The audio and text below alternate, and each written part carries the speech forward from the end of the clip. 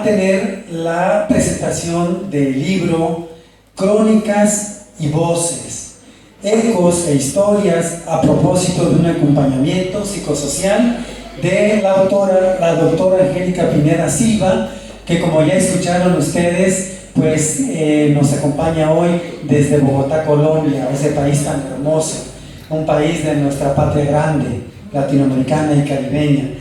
Y presenta a Ana Isabel Pavón Rúa. Les damos un fuerte aplauso, les pasamos el micrófono para que iniciemos con la presentación.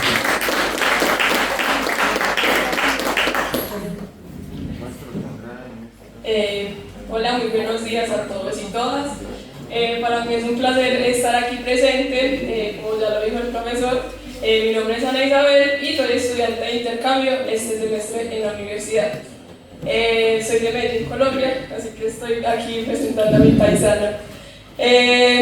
Para mí pues, es un honor presentar a Angélica Pineda Silva, la cual el día de hoy nos viene a hablar sobre el libro del cual hizo parte, titulado Crónicas y Voces, Ecos e Historia. Angélica Pineda Silva es doctora en Desarrollo Rural para la Universidad Autónoma Metropolitana, Unidad Xochimilco, México, magíster en Psicoanálisis, Subjetividad y Cultura por la Universidad Nacional de Colombia y Psicología por la misma. Autora de Declararle la paz a la guerra, Mujeres foráneas, coautora de fotopoemario Epifanías Reflejos 2018 y para Antes de más tarde 2019. Coautora de Crónicas y Voces, Ecos e Historias, el libro que vamos a presentar el día de hoy. A propósito de un ejercicio de acompañamiento psicosocial 2018, autora de Inflexiones de la obra de arte en el vínculo social 2015, ganadora de la beca de creación, Laboratorio de Ciberliteratura con Mapeo Cerebral, Colombia 2024. Gracias a su trabajo como cronista literaria a partir de testimonios de sobrevivientes del conflicto armado colombiano. Comencemos un poquito, cuéntanos un poco sobre este proyecto, cómo nace, cómo surge la idea de este libro. Bueno, les cuento. Luego de que yo me gradué de psicología en el año 2009, pues digamos que el tema del conflicto armado interno colombiano es un tema que nos toca a muchas y muchos colombianos en muchas esferas. Haciendo digamos, como un parámetro con algunos temas o temáticas que siento yo que son bastante importantes en México, digamos que el conflicto armado colombiano, si lo trasladáramos a México, sería algo así como el tema de la migración. O sea, el tema de la migración es un tema que toca transversalmente a México. Y de esa misma manera, el tema del conflicto armado en Colombia es un tema que lo toca transversalmente al país.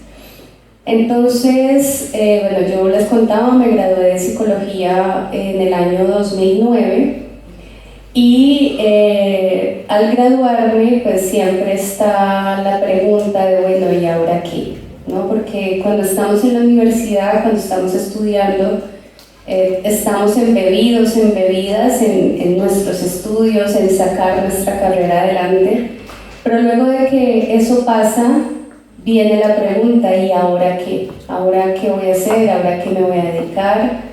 ¿Cómo voy a poner el conocimiento que tengo al servicio, pues, de la sociedad? En mi caso, lo que hicimos fue crear una AC, lo que aquí llamaríamos una AC, es decir, una asociación civil o una ONG, le llaman en Colombia, una organización no gubernamental.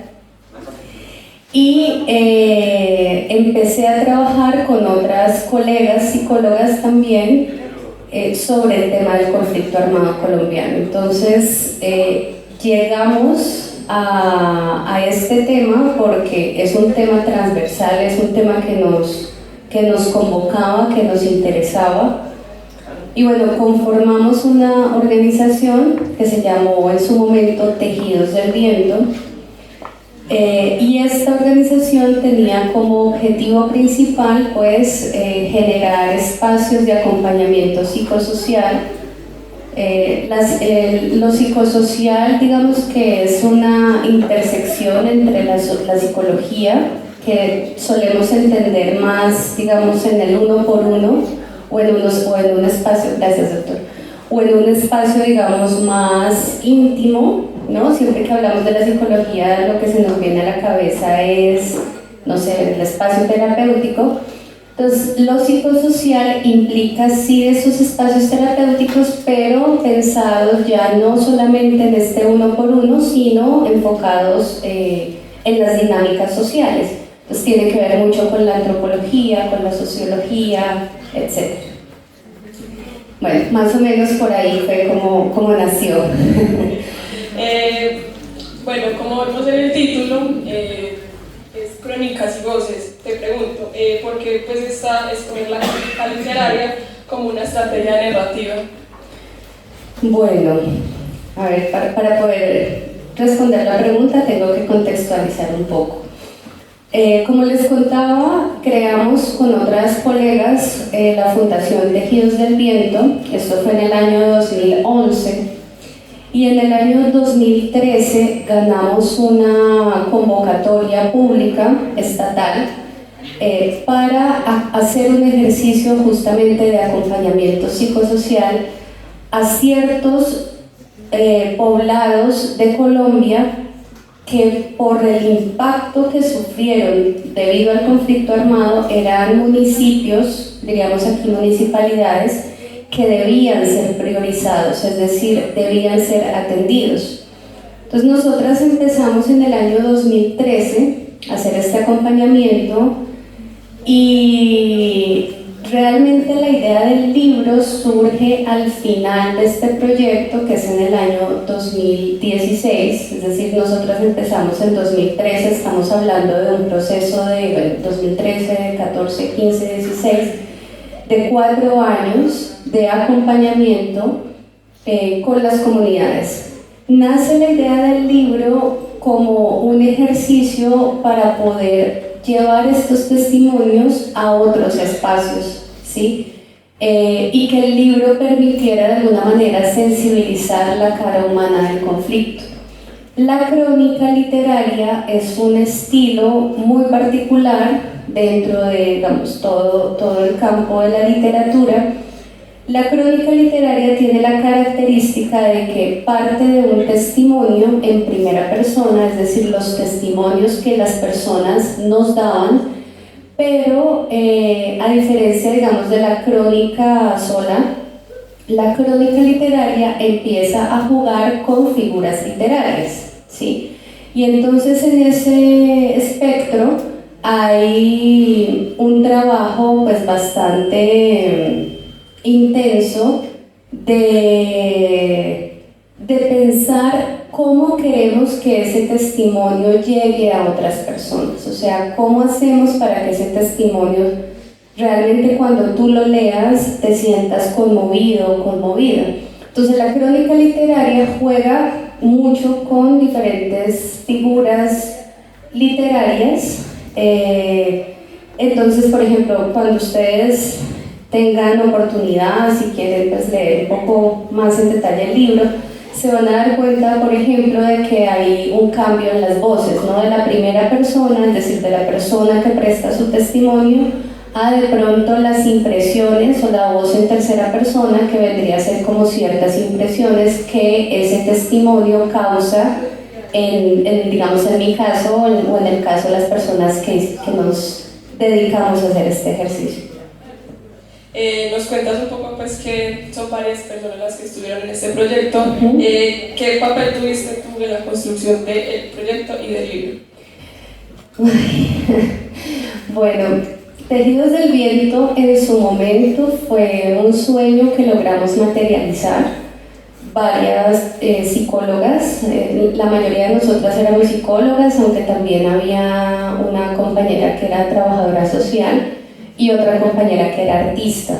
Del resto, todo el equipo éramos psicólogas, todas éramos mujeres. Yo durante los primeros 10 años, o durante el tiempo que estuve en la organización, fui su directora. Y a mí me interesaba sobre todo cómo impulsar mucho el departamento de investigación, porque Digamos que yo siempre he sentido un ancla con estos espacios académicos, con la universidad, con las estudiantes. Entonces, bueno, como que de parte de la fundación fui su directora durante todo el tiempo en el cual pertenecía a la fundación, y luego ya digamos que en el ejercicio del libro lo que nosotras hicimos fue, bueno, era una organización de tipo asamblearia, entonces pues todas las decisiones las tomábamos de manera consensuada. Eso tiene sus pros y tiene sus contras, ¿no? Como pro, como parte positiva, pues está la posibilidad de que todas las personas tengan voz, tengan voto y que las decisiones puedan ser colegiadas. Como contra, pues está el desgaste propio de lo que eso implica, ¿no? De siempre estar colegiando las decisiones. Entonces, bueno. Y digamos que en el libro lo que nosotras hicimos fue dividirnos, son 22 crónicas de 22 personas que hicieron parte de este proyecto, como yo les decía hace un momento, que duró varios años. Y lo que hicimos fue como hacer un muestreo, digamos. Queríamos que en el libro estuvieran las voces de los jóvenes, estuvieran las voces de las mujeres, estuvieran las voces de los hombres, estuvieran las voces de personas jóvenes, también de personas mayores. Entonces la idea era que el libro abarcara o tratara de abarcar al máximo los diferentes espectros poblacionales. Y lo que hicimos fue dividirnos las crónicas, les digo, son 22 crónicas. De esas 22 crónicas, yo, así, mejor, ¿verdad? Para que no me haga tanto retorno, así. De esas 22 crónicas, yo escribí 5, hubo otras compañeras, por ejemplo, que escribieron solo una, otra que escribió 3 y así. Pero finalmente decidimos dejar la autoría colectiva porque todo el trabajo lo habíamos hecho de manera colectiva. Entonces, ese fue más o menos el ejercicio.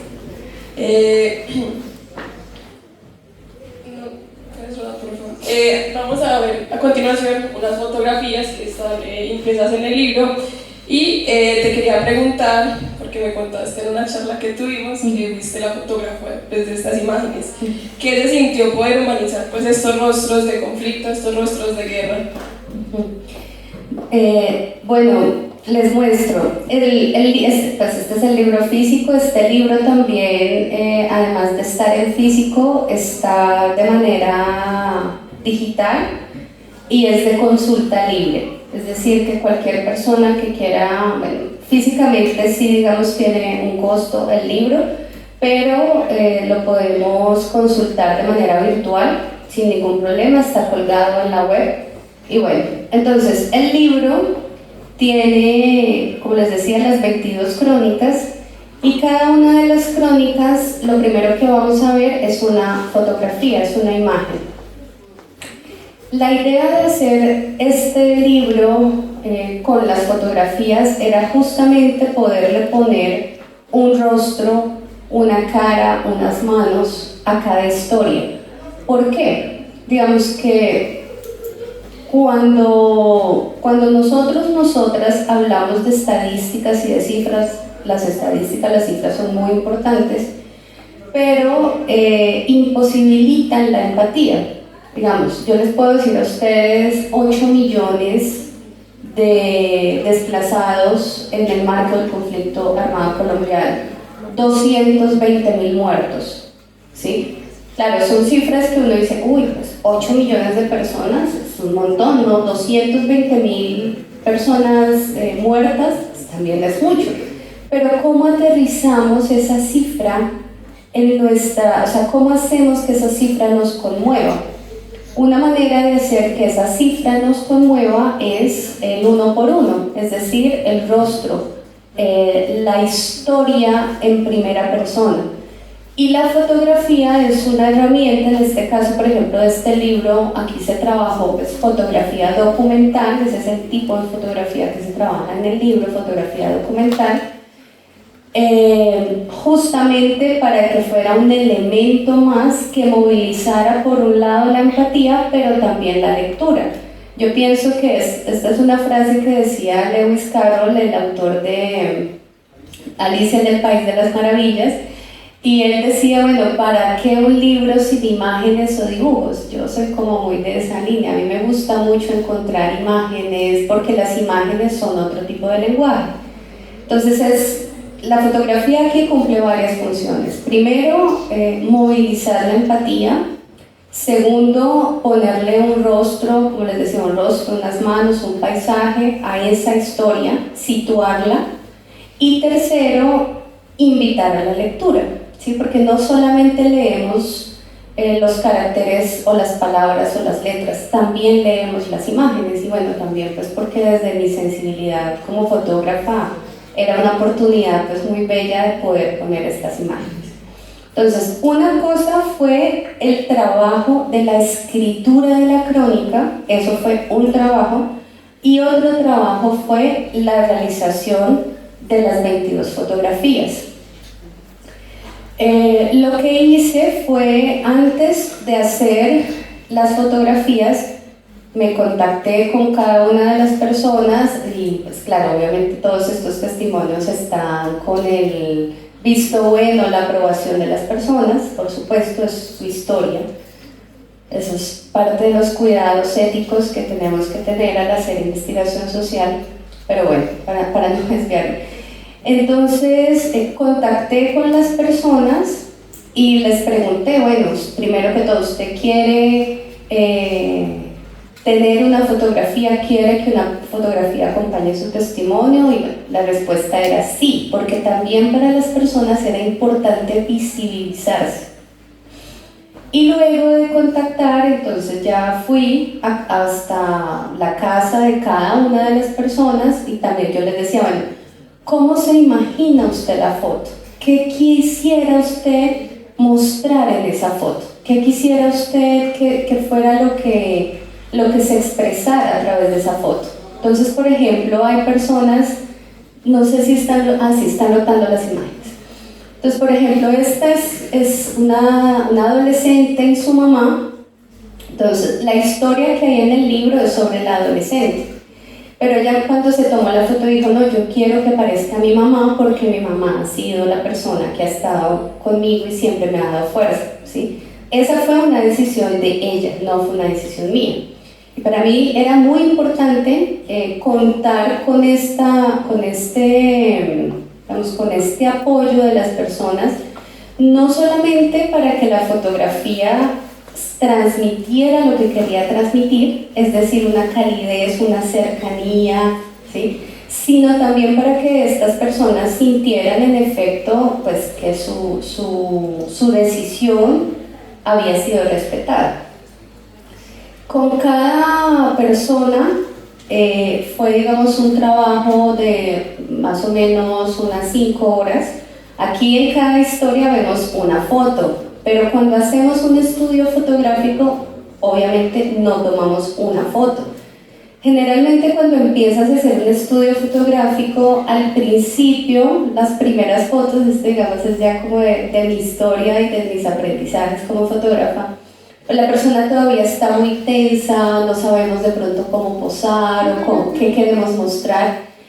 Y ya a medida que tú vas conversando con la persona, a medida que la persona se va sintiendo más cómoda con la presencia de la cámara, pues se va soltando, ¿sí? Entonces, cada sesión fotográfica fue de un día, porque será más o menos 4 o 5 horas, más 1 hora de llegar hasta el lugar, más 1 hora de volver al hotel, descargar las imágenes, bueno, ¿no? Como todo este trabajo. Y luego pues ya viene toda la parte de la edición de la imagen, el revelado digital, etc.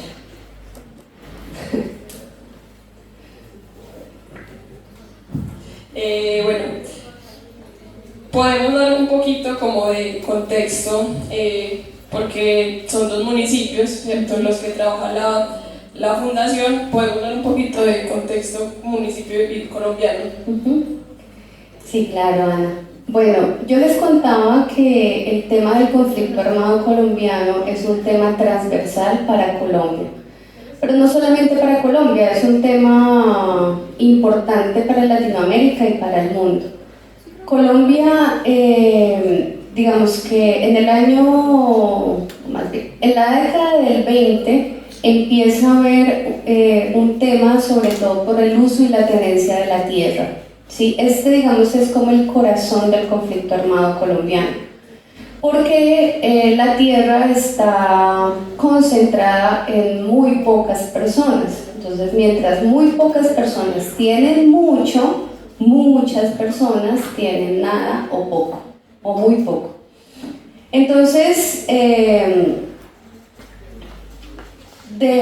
más o menos estamos hablando que, bueno, depende, y aquí no sé si hayan historiadores, historiadoras, pero no hay como una fecha, o hay más bien diferentes fechas de inicio cuando hablamos del conflicto armado colombiano, pero digamos en general estamos hablando de un conflicto de más de 6 décadas, ¿no? O sea, más de 60 años.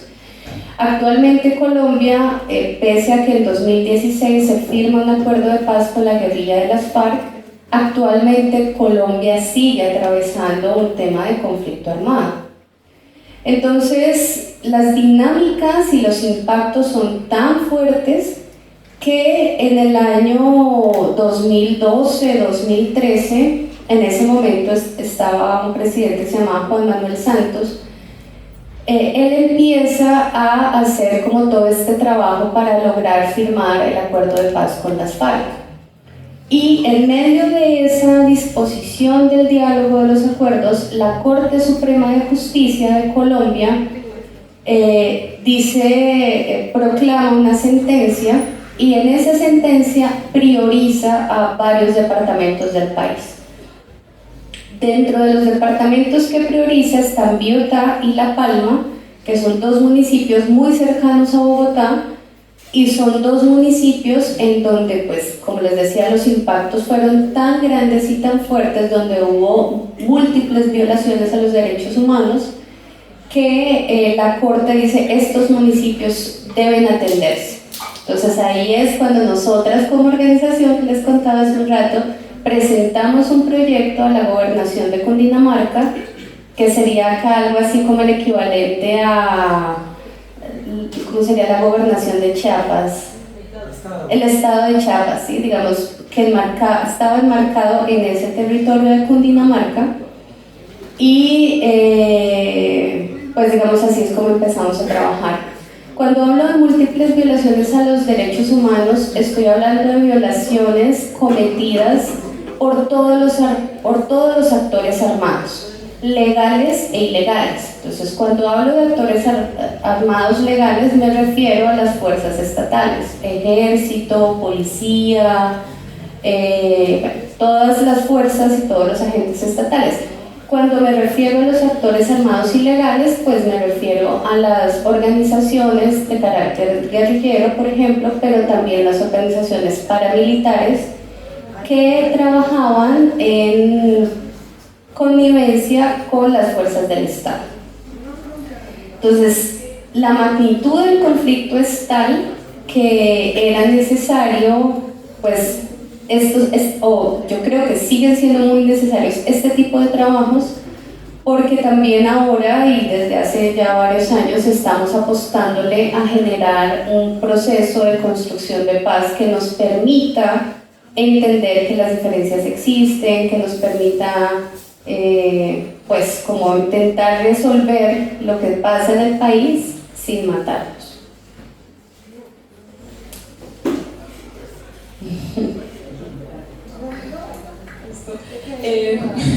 Muchas gracias. También te quería preguntar cómo fue el papel de los entrevistados, porque nos decías pues que al principio hay que hacer todo un espacio para que se sientan cómodos y pues al momento de contar los relatos, ¿cierto? Al momento como de poner sobre el papel sus vivencias. Bueno, esto fue, yo creo que algo fundamental en cualquier tipo de trabajo que implique la investigación social, es decir, que implique trabajar con personas. Algo que es fundamental es la construcción de la confianza. Si nosotros no le prestamos atención a construir la confianza con las personas que queremos trabajar, no vamos a tener trabajo. O sea, es muy difícil. Lo primero que tenemos, o una de las primeras cosas que tenemos que hacer es construir la confianza.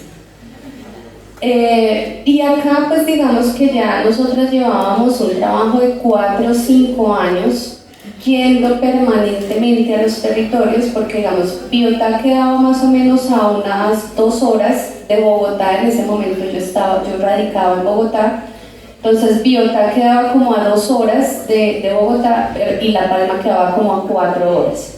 Lo que nosotras hicimos como equipo fue dividirnos, ¿no? Entonces unas nos vamos para Biotá, otras nos vamos para La Palma, y estábamos haciendo trabajo de campo, trabajo de comunidad cada 8 o máximo cada 15 días. Entonces, durante 4 años, que el equipo de acompañamiento psicosocial vaya cada 8 o cada 15 días, pues ya, o sea, se construye una confianza, porque esto también es algo que suele pasar mucho. Y es que al principio nos entusiasmamos mucho con las investigaciones, entonces al principio casi que no queremos salir de la comunidad, pero luego de un tiempo como que ese ímpetu baja y entonces ya resulta que no vamos a la comunidad, ¿no? Y eso empieza a generar fragmentaciones en el vínculo. Entonces siempre fue para nosotros una prioridad cuidar el vínculo, y creo que esto sea como una de las experiencias que me gustaría dejarles, y que por eso lo cuento, es esa, el cuidado con el vínculo. Y claro, como ya teníamos este trabajo de acompañamiento de varios años, cuando nosotras tomamos la decisión de hacer el libro, lo que nosotras hacemos es, como ya les contaba, perfilar las personas que eventualmente podían participar en el libro, que les interesara participar en el libro, porque digamos la participación en el libro fue libre y fue, digamos, también decisión de las personas.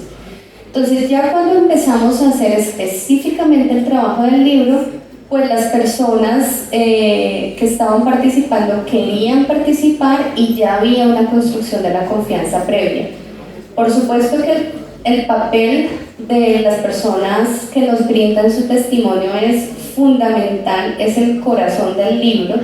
Sin estos testimonios, pues simplemente no hubiera habido libro, ¿no? Entonces es un papel fundamental.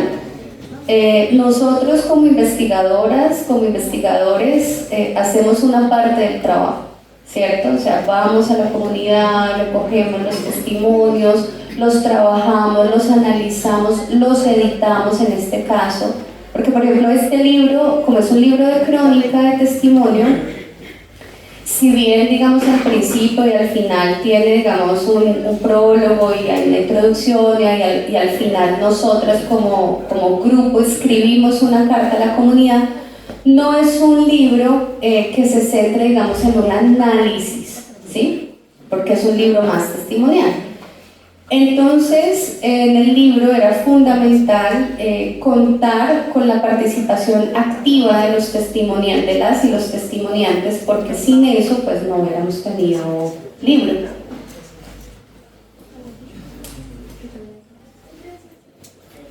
Con calma, con calma.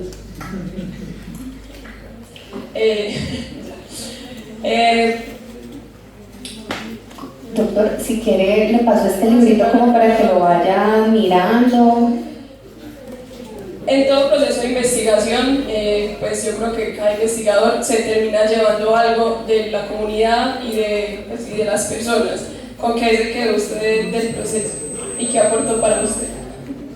Ay, pues yo me quedé con muchas cosas. Primero, por el amor hacia el trabajo en las comunidades rurales. La verdad es algo que me parece muy urgente, muy necesario y muy importante, el poder ir a estos espacios rurales. para escuchar, para aprender y también en la medida de lo posible para brindar mis conocimientos. Entonces, primero eso, y bueno, luego muchas enseñanzas. Yo creo que una enseñanza que a mí me gusta compartir mucho, porque la verdad fue una enseñanza que a mí me marcó la vida y marcó mi trabajo como investigadora social, es que alguna vez estaba en una vereda, la vereda San Gabriel se llama, y don Carlos, que seguramente ahora cuando rote la foto, por la descripción que les voy a dar, lo van a ubicar. Don Carlos en la foto, cuando yo le digo a don Carlos, ¿usted dónde se imagina la foto? ¿Dónde quiere hacer su foto? Y don Carlos se queda pensando y me dice, en el cementerio, porque esta guerra ha tenido muchos muertos. Entonces yo quiero o sea, yo voy a estar en la foto, sí, pero la foto quiero que estén también un homenaje a todos los muertos, de todos los bandos, ¿sí? Primera lección, ¿no? O sea, como jamás me imaginé que él me fuera a decir, una persona me fuera a decir, quiero hacer la foto en el cementerio para honrar la memoria de las personas que murieron en el marco del conflicto armado.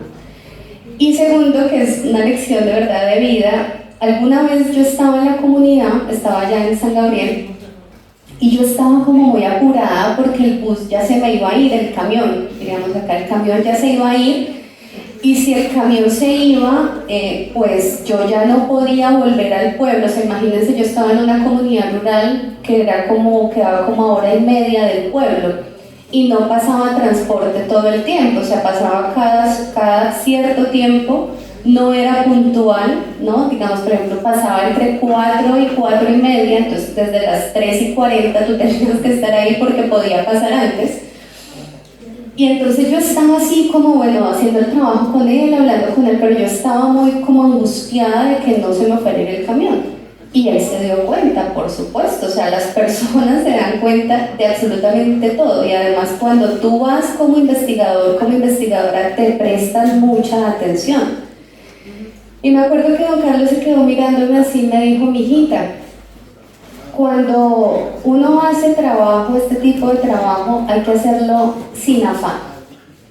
Hay que meterse al baile, hay que tomarse una cerveza, hay que tomarse un tinto, hay que ir a la casa de las personas, y esto se hace sin afán. Si usted tiene afán, tranquila, váyase y vuelve después, cuando tenga tiempo, no hay problema.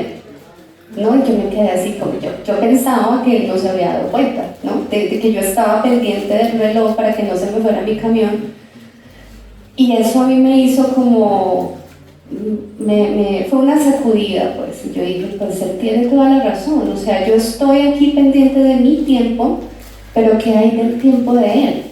¿Qué hay del tiempo que esta persona me está brindando y me está abriendo su casa, su corazón, su historia?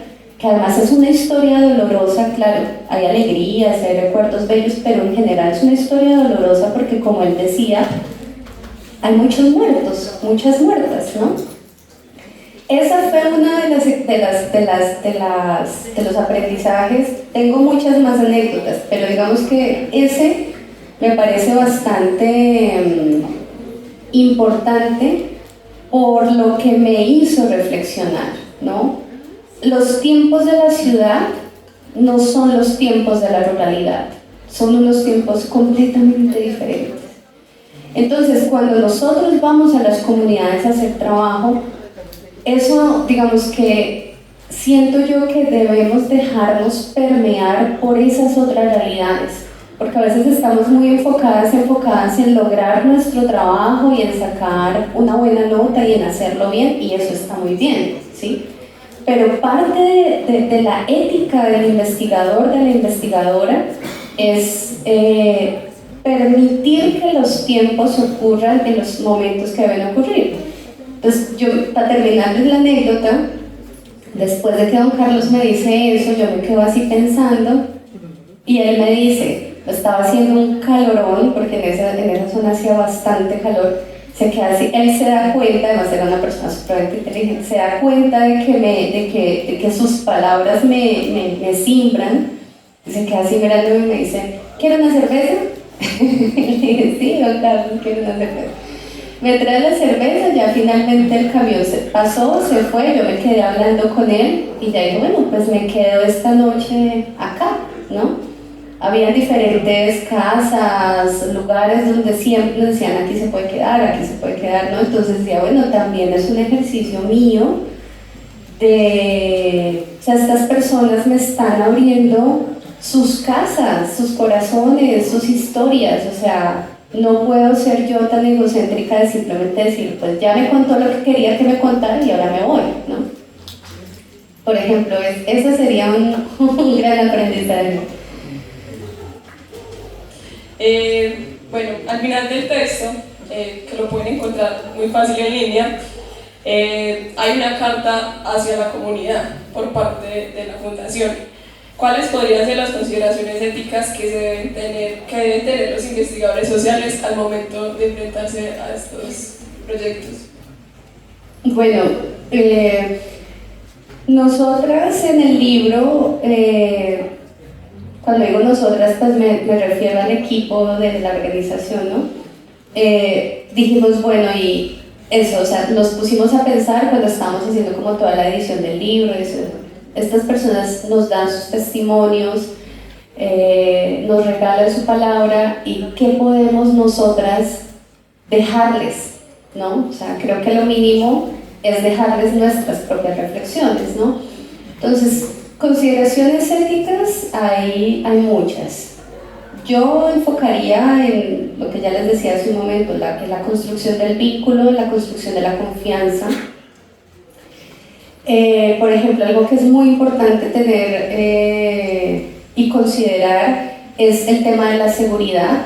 No solamente la seguridad de las personas con las que trabajamos, sino nuestra propia seguridad. En este caso, como era un tema de conflicto armado colombiano, pues era importante tener protocolos de seguridad, por ejemplo. Eso es algo que creo que es importante tener en cuenta.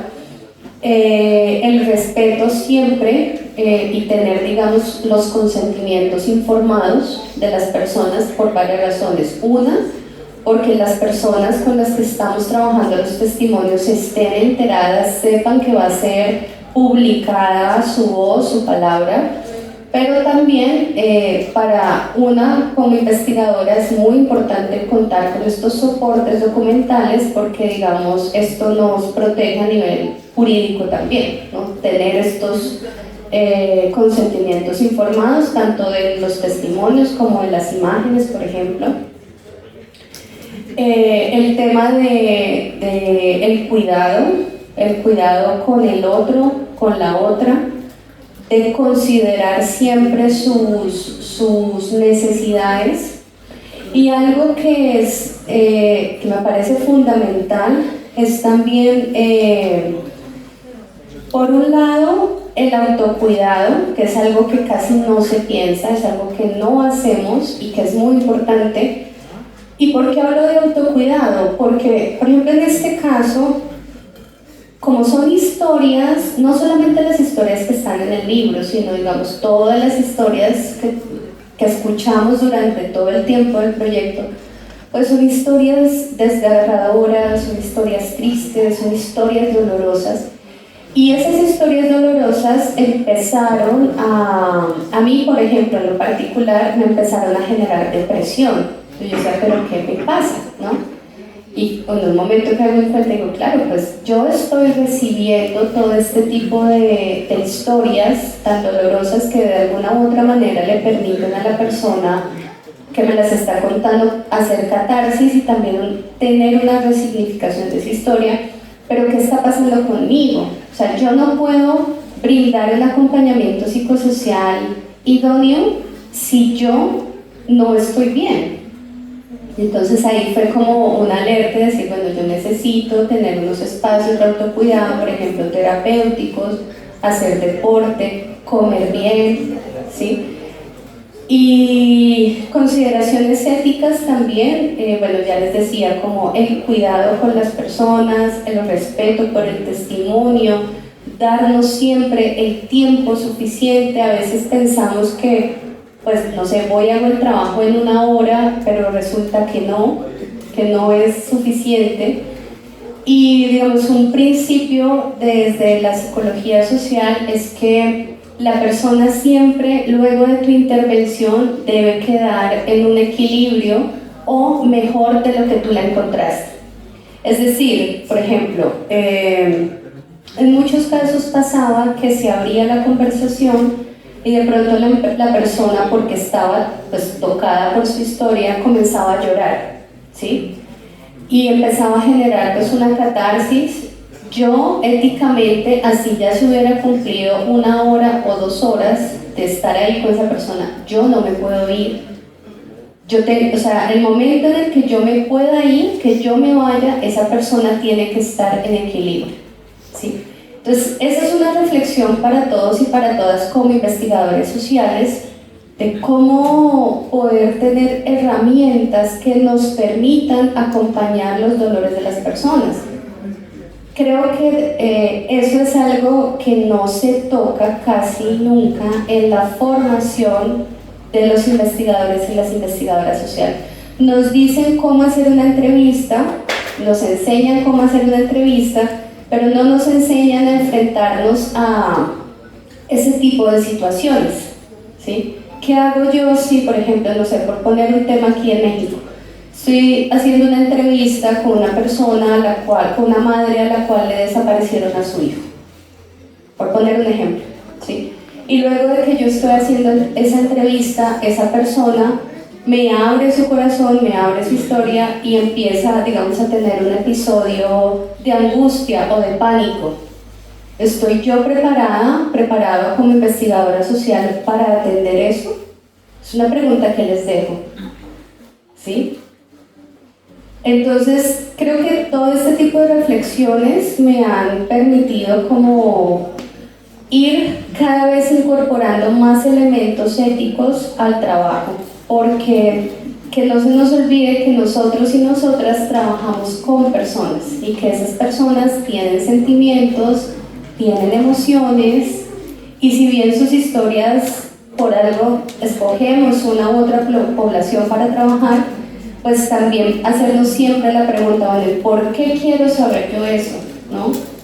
¿Qué sentido tiene ir a preguntarle a una madre sobre su hijo desaparecido? Por poner un ejemplo otra vez. ¿Para qué? ¿Para qué lo voy a hacer? ¿Cuál es el sentido de eso?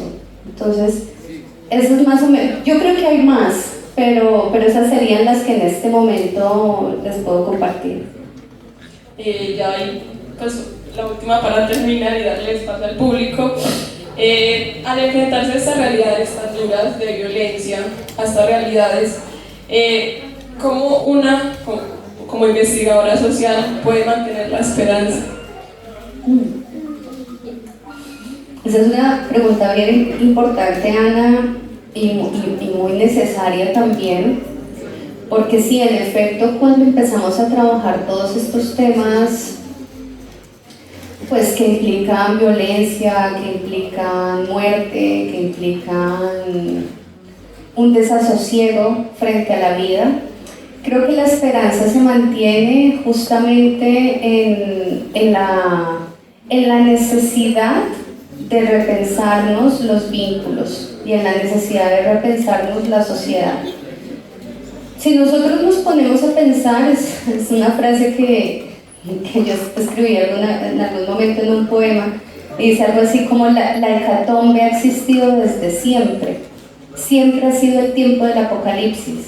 O sea, no sé, vayámonos al año 500 después de Cristo, o vámonos a la época de la conquista, 1492, o vámonos a hace 60 años, 50 años que empezó la ocupación israelí en Palestina, o vámonos a, no sé, cualquier época, siempre ha habido violencia, siempre ha habido guerra, pero también siempre hemos habido personas que trabajamos en pro de lograr una humanidad más hermana, una humanidad que nos hermane. Y si bien pues hemos tenido grandes avances, pues yo creo que todavía falta mucho, y digamos que esa persistencia la veo, por ejemplo, en los ojos de mi hijo. Yo tengo un hijo que tiene 4 años, ¿sí? Entonces creo que cuando yo veo su mirada prístina, su mirada de niño bebé, pues ahí veo esperanza. Cuando veo la mirada de las mujeres que siguen buscando a sus hijos, ahí hay esperanza, porque la esperanza está fijada en la dignidad. Y mientras tengamos la fuerza de la dignidad, creo que seguiremos teniendo la fuerza de la esperanza. La esperanza, cuando, no sé si ustedes conozcan este mito de la caja de Pandora, que a alguien se le ocurrió abrir la caja de Pandora. La caja de Pandora era un misterio, ¿no? Era un misterio que no podía ser abierto, pero los humanos y las humanas somos necios y necias, ¿no? Y entonces a alguien se le ocurrió abrir la caja de Pandora, y cuando abrió la caja de Pandora salieron todos los males que nos acompañan en la humanidad. Y luego esta persona se da cuenta y cierra la caja. Y lo único que no salió de la caja de Pandora fue la esperanza. Entonces lo que nos sigue sosteniendo la existencia es esa esperanza de la vida misma, porque la vida es esperanza, ¿sí? Yo creo que no creo que todos y todas tengan hijos acá, pero sí estoy segura de que tienen la posibilidad de conocer a algún sobrino o algún hijo de alguna amiga, de algún amigo, ¿no? Cuando vemos la vida persiste, la vida insiste pese a todo. Y como la vida insiste, siento también que en mi caso, por ejemplo, tengo una obligación y una necesidad de insistir con la vida. Para mí la forma de insistir con la vida, de insistir en este tipo de trabajos, es poder sensibilizar y poder visibilizar por los diferentes rostros de las catástrofes humanas, pero también la persistencia de la dignidad. Porque finalmente las 22 crónicas que están en este libro, si bien nos muestran, digamos que historias que son desgarradoras, al final, cada una de las 22 historias lo que nos deja es una lección de resistencia y de dignidad. Listo.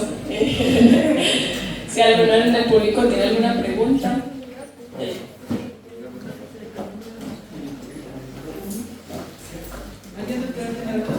Agradecemos a la doctora Angélica Pineda Silva por este momento en el que nos comparte esas miradas, esas otras miradas, esas otras historias personales, pero también esas otras historias, esos otros procesos sociales de la gran Colombia, ¿no? Y en lo personal yo no pude evitar pensar, por ejemplo, en el coronel Aureliano Buendía, en Macondo, en Gabriel García Márquez, por ejemplo, ¿no? En el grupo Nietzsche, por ejemplo, en Jorge Romero, ¿no? Allá en La Manga, la música de las Pampas, de la frontera colombo-venezolana, ¿no? Bueno, algo extraordinario, hermoso. Espero que también a ustedes les haya gustado y nos haya dejado pues muchas reflexiones y muchas preguntas. Abrimos el espacio para quienes quieran preguntar, comentar, hacer alguna alusión a la autora de este trabajo para que pues podamos generar el diálogo y la interacción. 3 participaciones para que podamos avanzar. A ver, ¿quiénes se anotan? Puede ser pregunta, comentario, sugerencia, impresión, no sé. Sí, adelante. Gracias. Bueno, doctora, principalmente agradecerle, es un honor, ¿no?, que pueda visitar estas instalaciones. Y yo solo quiero hacer una pregunta. Esta vivencia que usted ha hecho, gracias. Esta experiencia, ¿qué le dejó en sí? Prácticamente vislumbró un panorama más amplio de su historia nacional, pero prácticamente, ¿cómo fue su experiencia? ¿Cómo le impactó a nivel prácticamente sentimental, como ser humano, y también como ciudadana? de Colombia. Gracias. ¿La contesto de una vez? Sí, ¿verdad? Sí. Bueno, pues a mí me deja muchas cosas, me dejó muchas cosas este trabajo. Y parte de las cosas que me dejó este trabajo es la convicción de seguir haciendo investigación social y de incorporar a la investigación otro tipo de lenguajes, como por ejemplo, pues digamos, todo esto que viene desde el campo de la literatura, en este caso la escritura de crónica literaria, también digamos el trabajo con la fotografía, el trabajo pues testimonial es algo que a mí digamos que caracteriza mi trabajo, algo que me parece muy urgente, muy necesario, y siento que pues como persona me ha ido formando la experiencia en tanto pues todo lo que les decía antes, ¿no? De tener el cuidado con las personas, todas estas consideraciones éticas,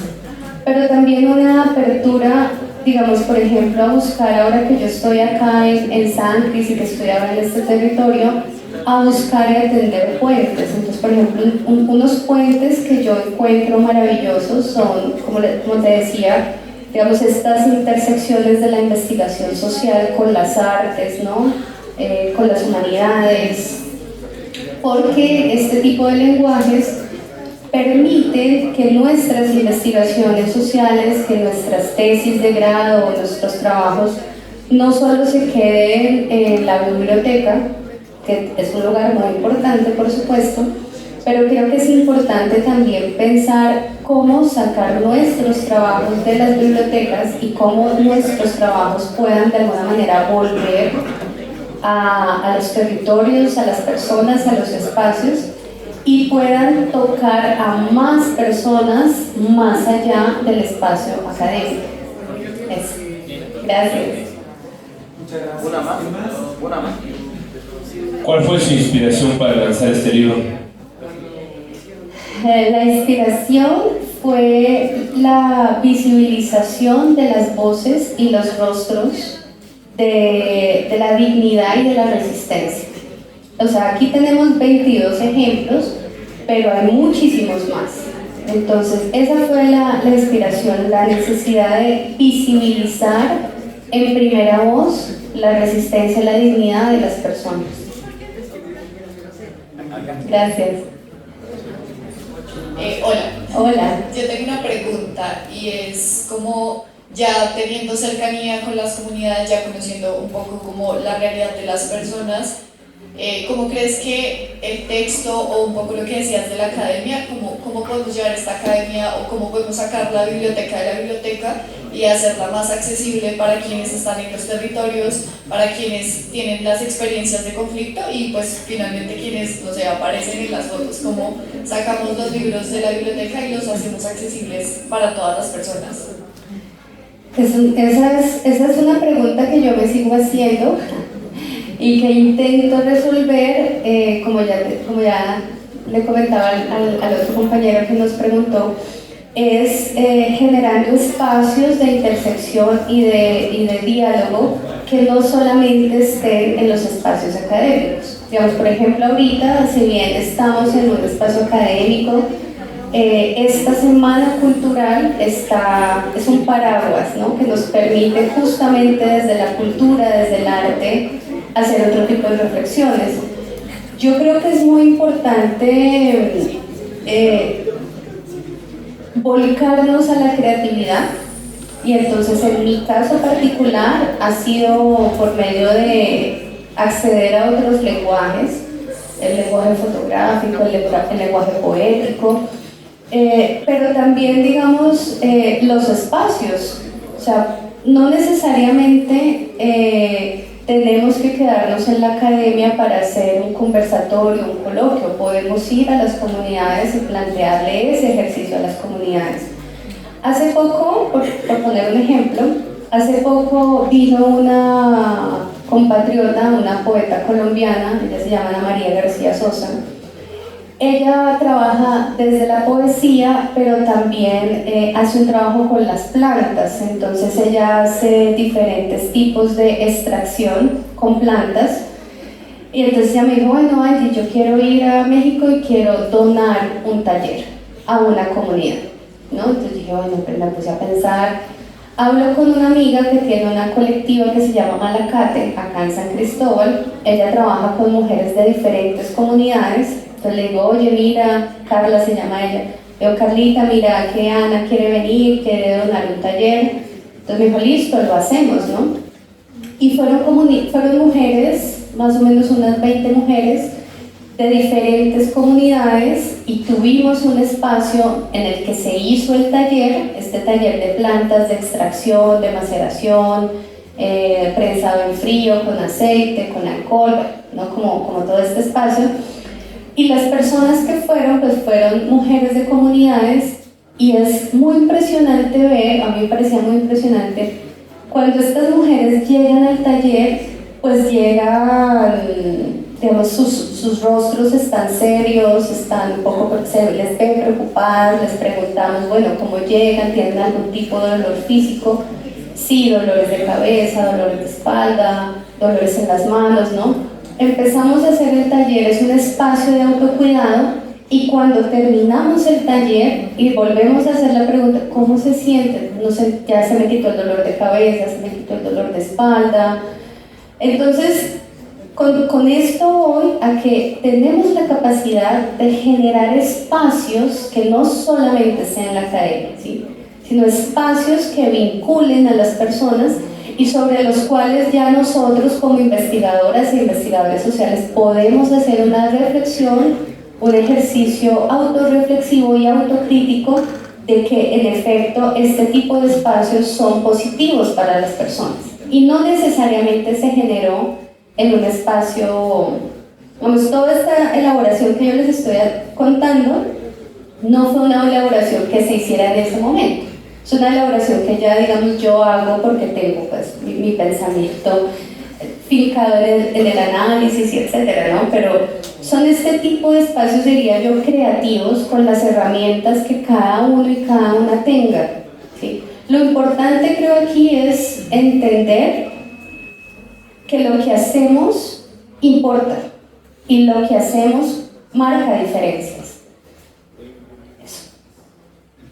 ¿Una participación más? Sí, una más. Y acá abajo también. Sí, que sí. Bueno, yo más que una pregunta, pues quisiera como agradecer el espacio, estuvo muy bonito, llegué un poquito tarde, pero nada, es muy bonito ver como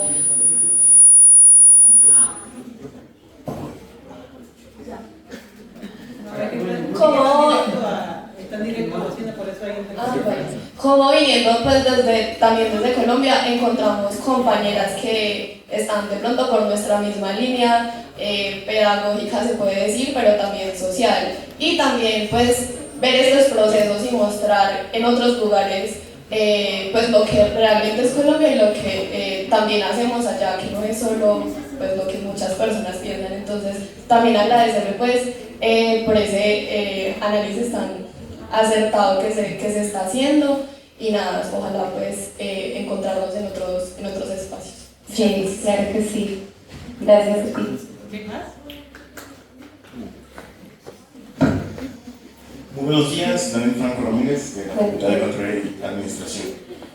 Principalmente hacer este comentario y agradecimiento por el trabajo de campo, porque ciertamente muchos investigadores bien la parte documental, etcétera, pero el trabajo de campo es lo que verdaderamente le da sentido a las investigaciones, si no me equivoco, ¿no? Entonces, dentro de este punto, ¿qué consejo le pudiera dar a los futuros profesionistas que están acá, de los cuales muchos son historiadores, muchos van para la parte sociológica, que en algún momento dado o en algún futuro, de acuerdo a las circunstancias que tiene el país, de conflictos, de paradigmas, etcétera, ¿qué consejo les puede dar para poder efectuar si en algún futuro ellos quisieran hacer una investigación de campo tal cual como la que usted hizo?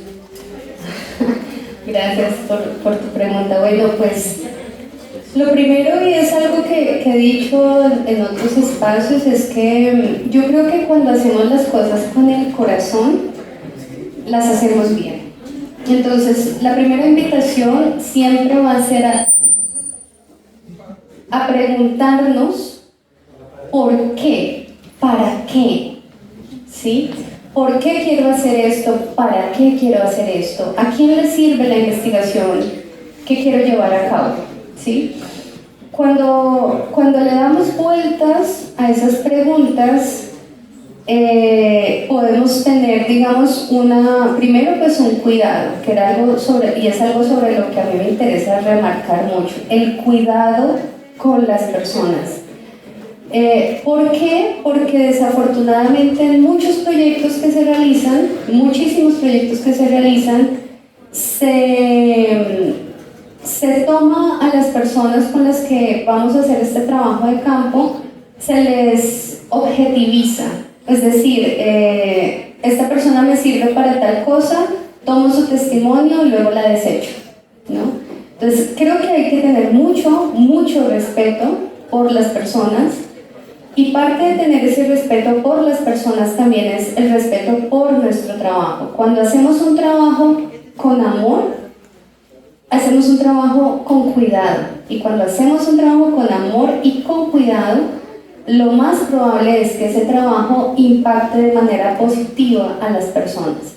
No solamente a las personas con las que trabajamos directamente, por ejemplo, en el espacio de trabajo de campo, en este trabajo específicamente que fue sobre acompañamiento psicosocial, sino también a otras personas, ¿sí? Por ejemplo, en este espacio en el que yo estoy acá contándoles cómo fue el ejercicio de trabajo, ¿no? De alguna u otra manera, directa o indirectamente, este ejercicio que yo hice en Colombia, en Biotá y en La Palma, con la Fundación Tejidos del Viento, es un ejercicio que al estar en un libro, ¿no?, puede viajar a otros espacios y podemos establecer vínculos y reflexiones, ¿no? Por eso yo les decía, ahora yo me encuentro acá en México y todo este bagaje, todo esto que yo he logrado hacer, pues cómo logro, digamos, un poco virar mi campo de investigación para poder abonar a las problemáticas propias de Chiapas y del sur de México y de México, pero siempre estableciendo puentes. Entonces un puente, por ejemplo, es el tema de la construcción de paz, y que creo que es algo que en Colombia ya hemos trabajado desde hace varios años y que en México empieza a sonar, ¿sí? Entonces, el consejo es que siempre toquémonos el corazón primero antes de pretender tocar el corazón de otra persona. Y eso es algo que tenemos que hacer inevitablemente si queremos que nuestra investigación tenga un impacto positivo. Eso diría ahora. Agradecemos mucho la participación de la doctora Angélica Pineda y de Ana Isabel Pavón. Vamos ahora a hacer la entrega de los reconocimientos. Muchísimas gracias. Muchísimas gracias. Ya me puedo quitar Bueno, el pues, muy buenos días a todos y todas. Gracias por acompañarnos. La verdad que ha sido un deleite la presentación del libro, ambas con un compromiso, y como bien menciona la doctora, lo que se hace con amor, vean cómo resulta. Bueno, pues en nombre de nuestra máxima casa de estudios, la Universidad Autónoma de Chiapas, Facultad de Ciencias Sociales, Campus 3, otorga la presente constancia a nuestra querida estudiante de intercambio, Ana Isabel Pavón Rúa, por la presentación del libro Crónicas y Voces, Ecos e Historias a propósito de un acompañamiento psicosocial. En el marco de la conmemoración de los 50 años de nuestra Universidad Autónoma de Chiapas, realizado en las instalaciones de la Facultad de Ciencias Sociales Campus 3 de la Universidad Autónoma de Chiapas, el día 8 de octubre del 2024 en la ciudad de San Cristóbal de las Casas, Chiapas. Por la conciencia de la necesidad de servir, sus servidores plenamente agradecidos de ustedes. Y muchísimas gracias, Ana.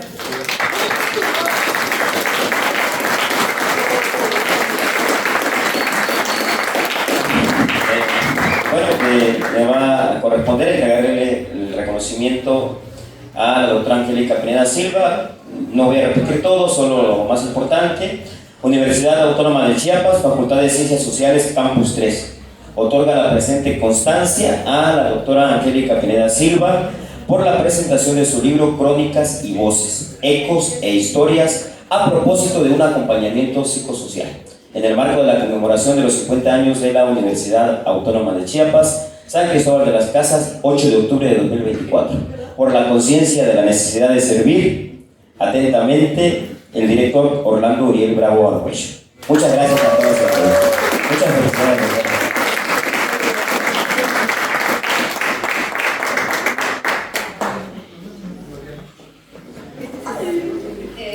No, solamente recordarles que el libro lo pueden encontrar en la web de descarga gratuita y bueno, eso, ahí está, para todos y todas.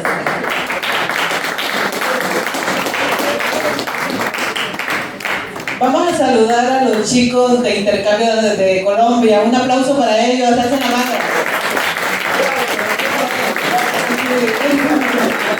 Tenemos que tomar en cuenta que la Feria Internacional del Libro que organiza la Universidad Autónoma de Chiapas tiene como invitado especial a Colombia. ¡Arriba Colombia! Vamos con los agradecimientos. Agradecemos al maestro Daniel Franco Ramírez, docente de la Facultad de Contaduría y Administración, Campus 1, por el apoyo técnico y tecnológico. Un aplauso para él. El día de hoy le toca a la organización, junto con el grupo colegiado y la dirección, a los estudiantes de historia, y voy a nombrarlos porque también es importante que ellos reciban el reconocimiento de ustedes. A Manuel Vicente Córdoba, a los estudiantes de historia del cuarto semestre, Eric Eduardo Narváez Suárez. ¿Por dónde está Eric? Yeshua Lisset López Gómez. ¿Por dónde anda Lisset? Iván de Jesús Morales González, Ludia Naí Cruz Gómez, Paulina Irene Gómez Moreno, Arler Hernández Juárez. Allá los tenemos, miren, allá están los chicos, demos un fuerte aplauso. Y Jaime Vidal Martínez Navarro. Muchas gracias, jóvenes, por el trabajo dedicado. Muchísimas gracias.